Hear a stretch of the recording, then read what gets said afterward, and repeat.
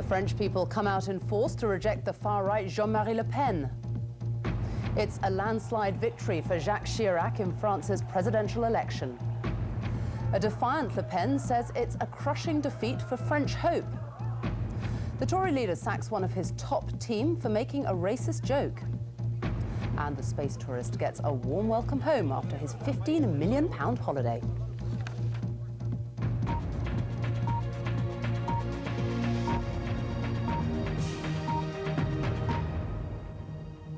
Good evening. The people of France swept Jacques Chirac to a second term as their president today.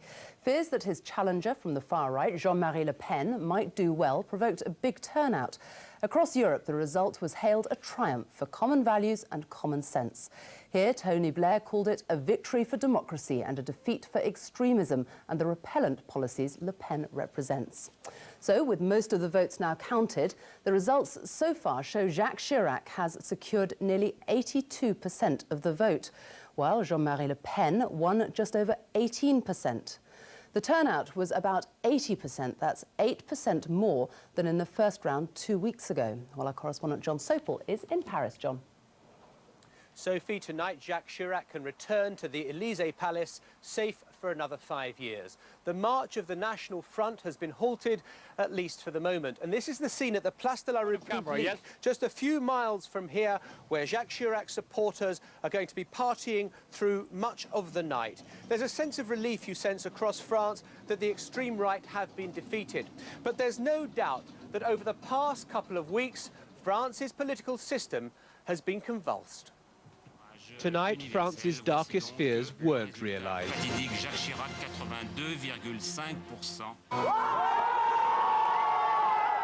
Today, the French came out in force to vote against extremism. But rarely can a political victory have been so bittersweet. As Jacques Chirac soaks up the applause and admiration of his supporters on the street below, he knows that were it not for his political opponents on the left, this victory would have been nothing like as convincing.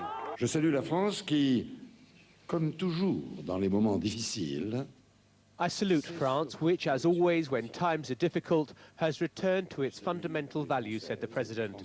I salute the men and women of France for maintaining the values of solidarity and liberty, wanting to show their openness to Europe and the world. For the immigrant population, the past 2 weeks have been deeply troubling, and at the Chirac rally tonight, the relief was palpable. I think it's a victory for the France. First of all, it's a victory for all of us. As a foreigner here, I'm very glad to see all of us. France has already found itself after 2 weeks of doubt. When Jean-Marie Le Pen voted this morning, he was confidently predicting 30% of the poll. It was nothing like that, but his vote didn't wither away either. And so the supporters of the National Front must now be considered a serious political force, not an inconvenient distraction. Is it Jean-Marie Le Pen, he demanded rhetorically, who's responsible for the fear of crime, for unemployment, for corruption, for excessive immigration, and the ruin of our workers? No, his supporters bellowed back. If ever there was a symbol that the entente cordiale was over between left and right, it could be seen at the Chirac headquarters early this evening, when rival supporters clashed violently. But the mainstream left do want some kind of payback for the support they've given the President Jacques Chirac. He's been elected with an enormous majority coming largely from the left, so he should reasonably, and I think he will be reasonable, take first people around him who are moderate, not too much on the right side, and have a policy which would be moderate also. Tonight, Jacques Chirac is on his way back to the Élysée Palace with a mandate that no president of the Fifth Republic has ever had. But for all that, he finds himself still hemmed in on all sides. Over the past 2 weeks, the French have been mobilised, taking to the streets in numbers not seen in a generation. Well, tonight, they're back on the streets. And my colleague Gavin Hewitt has joined them, gauging the mood of the French people. On the street, faces strained with anxiety, waiting to hear what France had decided. Many of those who had gathered in the Place de la République were from North Africa. If Le Pen had done well, they would no longer have felt secure here. I'm so happy. It's the first time that one president in France got 80% at election, and I feel so beautiful. But amidst the celebrations, there were reservations. Even though Le Pen was soundly defeated, millions had still voted for him, despite 2 weeks of fierce attack on his character. And is this the end of Jean-Marie Le Pen? No, it's not. It's not, because I think the percentage of the people who voted for him is still too high. And I'm a bit pessimistic because I think people don't learn from history. For election night, this was not a large crowd. Too many had voted for Jacques Chirac reluctantly, and too many issues remain unresolved. This is all about a collective sigh of relief. But the issues that prompted millions of people to vote for Jean-Marie Le Pen haven't gone away. And the big challenge now for the political parties here is what to do about that. The problem for Jacques Chirac is that he now has to address many of the sensitive issues raised by Le Pen, but many who voted for him don't really support him. What do you think of Jacques Chirac? I think he's very corrupted. You think he's corrupt? Corrupted. Did you vote for him? I did. I voted for him, but not with happiness. A fresh test lies only weeks away. France will vote again in parliamentary elections. Only then will it be clear whether the extreme right has been marginalised. Gavin Hewitt, BBC News, Paris.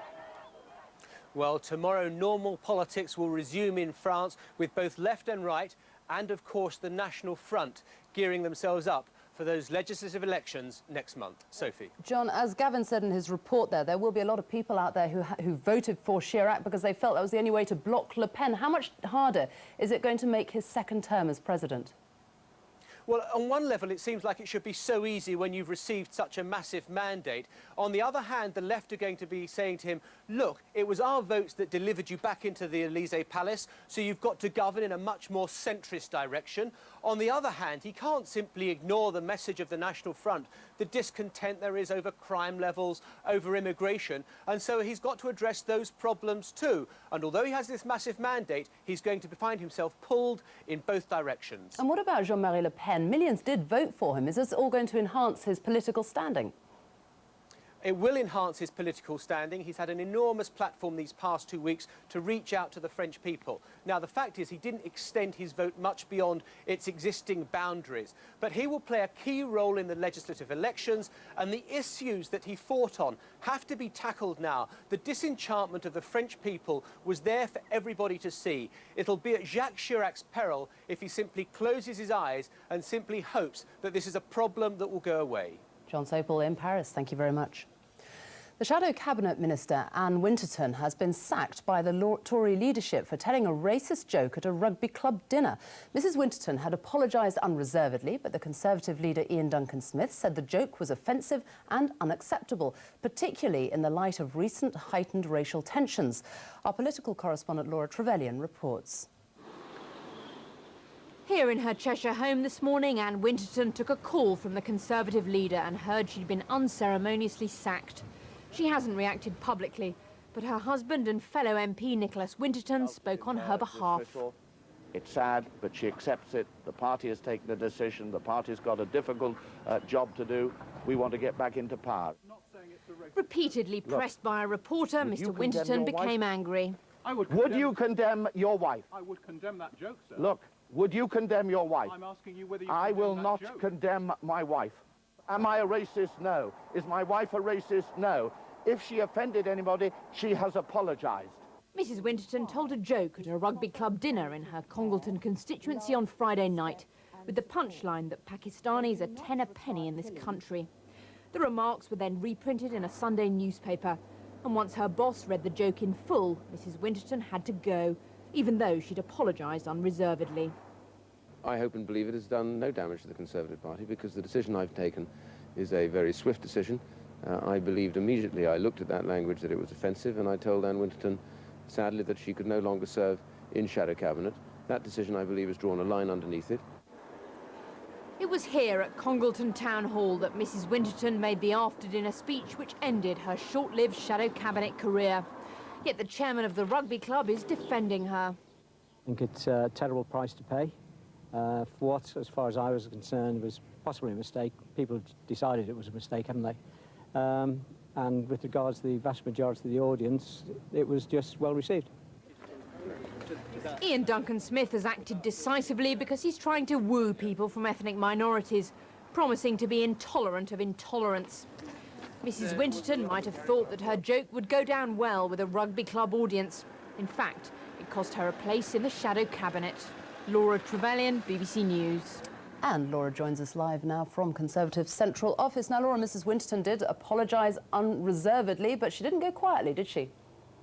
No, she didn't, Sophie, and I'm told that what sealed her fate was the newspapers this morning when Ian Duncan-Smith, the Conservative leader, read the coverage in full, when in particular he read the joke. He was, I'm told, shocked and appalled that anyone could use such insensitive language, particularly in the north of England, where, of course, the British National Party have just recently gained 3 local council seats. Then follows a series of unpleasant phone calls for Mrs. Winterton. First of all, the Conservative Party's Chief Whip David McLean rang her, then Mr. Duncan-Smith himself. He suggested to her that she could always resign. She declined, and so Mr. Duncan-Smith sacked her. And of course, what he's trying to do is send out a signal that in this current climate, where the far right have made some limited gains in France, and also where the BNP have also made limited gains, he's trying to say that his party will not tolerate racism in any form whatsoever. Laura, thank you very much.